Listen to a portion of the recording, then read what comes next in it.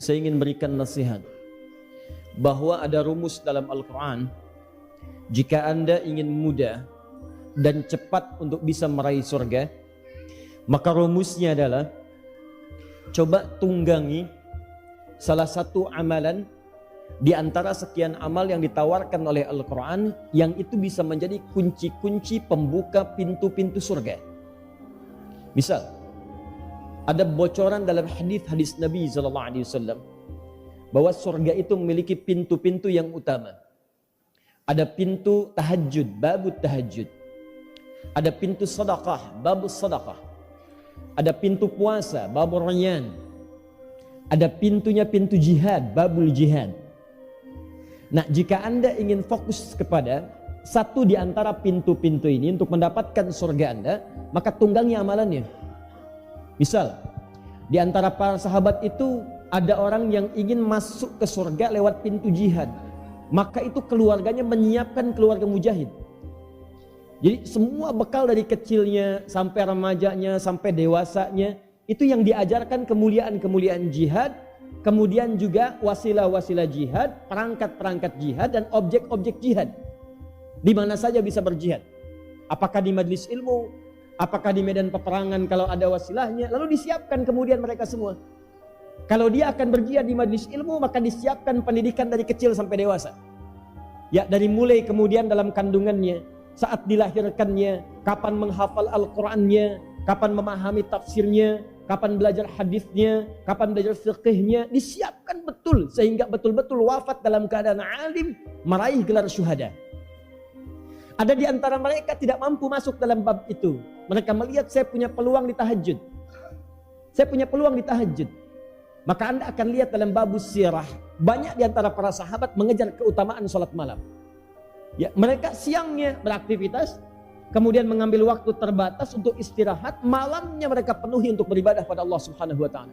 Dan tidak sedikit di antara mereka ada yang bahkan menunaikan tahajud sampai dengan khatam Al-Qur'an. Dia buru pintunya. Alhamdulillah. Ada di antara mereka yang memburu lewat pintu yang lain. Saya pengen masuk lewat babul ar-rayyan, bab puasa. Pintu orang-orang puasa. Yang ketika saat dihisab nanti, itu pintu itu akan memanggil langsung. Dikatakan dalam hadis sahih riwayat Al-Bukhari, kata Nabi, pintu itu akan berkata, Ainas saimun? Ainas saimun? Mana orang yang biasa puasa itu? Mana orang yang biasa puasa itu? Dia manggil-manggil pemiliknya. Dipanggil antum gitu. Kemudian ketika dipanggil orang-orang itu, masuk ke dalamnya. Fa idza dakhalu ughliqa. Maka ketika semua sudah masuk, ditutup dengan cepat. Ada ghallaqa, ada ughliqa, itu beda. Ada aghlaqa, ada ghallaqa, itu lain. Kalau ghallaqa pakai tasydid, ghallaqa yughalliqu, itu ditutup pelan-pelan, hati-hati tutupnya. Tapi kalau langsung ditutup, tidak ada kesempatan bagi Anda untuk melihatnya. Seketika tutup, itu disebut dengan aghlaqa. Kata Nabi, begitu orang-orang ahli puasa masuk ke situ, maka tidak ada kesempatan yang lain bahkan untuk sekadar ngintip. Ada apa sih di situ? Gak ada, seketika. Makanya orang-orang penasaran pada saat itu. Wah, berarti indah di dalamnya, berarti spesial. Karena spesial, maka ada yang mengejar pintu puasa ini. Jadi tiap hari orang ini merancanakan ada puasa apa saja yang kemudian dalam syariat Islam itu disyariatkan.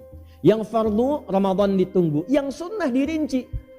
Yang fardu Ramadan ditunggu, yang sunnah dirinci. Senin ada puasa, dia puasa Senin. Kamis ada puasa, dia puasa Kamis. Ayyamul bid ada puasa, di tanggalnya dirincikan. Kapan Ayyamul bid di bulan ini muncul? Ada lagi yang lain, ada, dia keluarkan. Yang sunnah-sunnah cuma seketika munculnya, insidental dia muncul.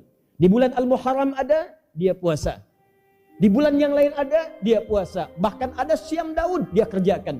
Sehari puasa, sehari tidak. Senin dia puasa, Selasa dia tidak. Rabu dia puasa, Kamis dia tidak. Yang penting bagaimana caranya ketika dihisab ada pintu yang manggil.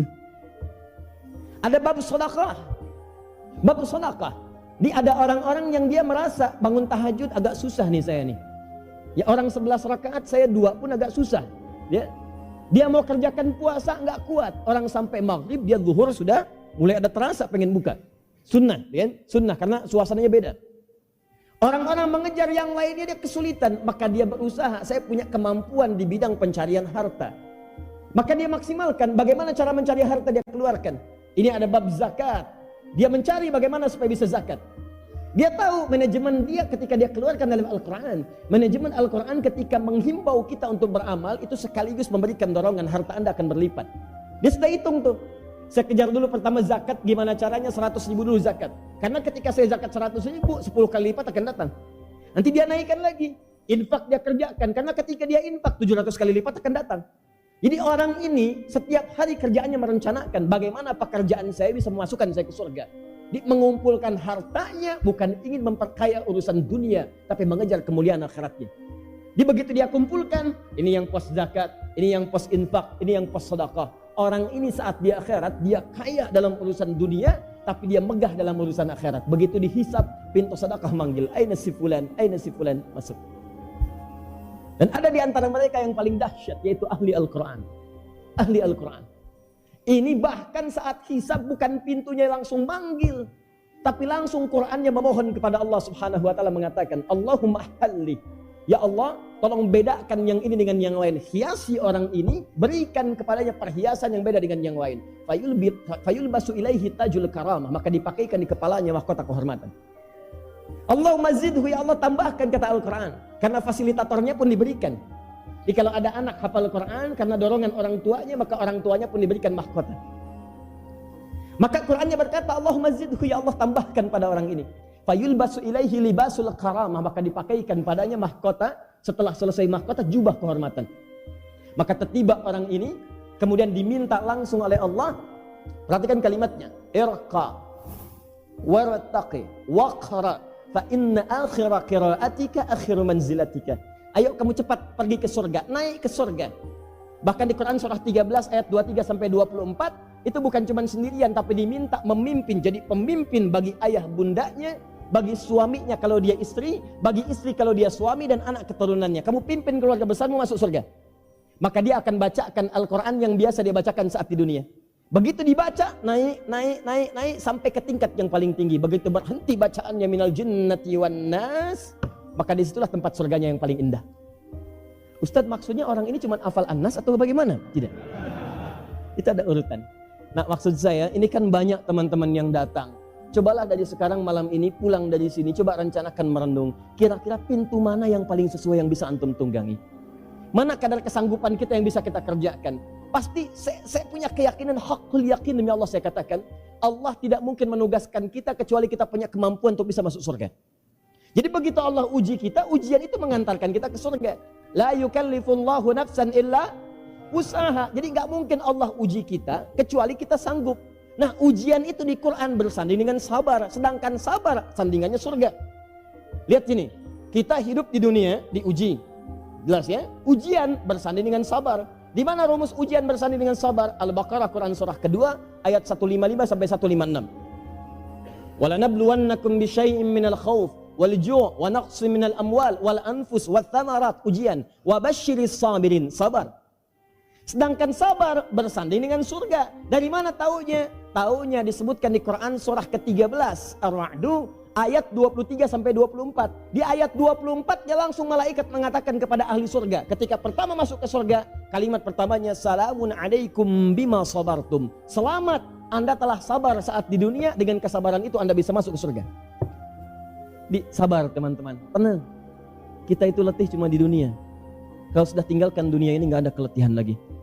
Bersabar ya. Kalau hari ini antum punya ujian, di rumah tangga berat, di kantor berat, sedang susah, sabar. Setelah kita selesai dalam urusan dunia, sudah nggak ada lagi capek. Kita pulang. Nggak ada lagi susah. Semuanya tinggal kenikmatan. Maka coba bersabar, akan tiba waktunya kita pulang.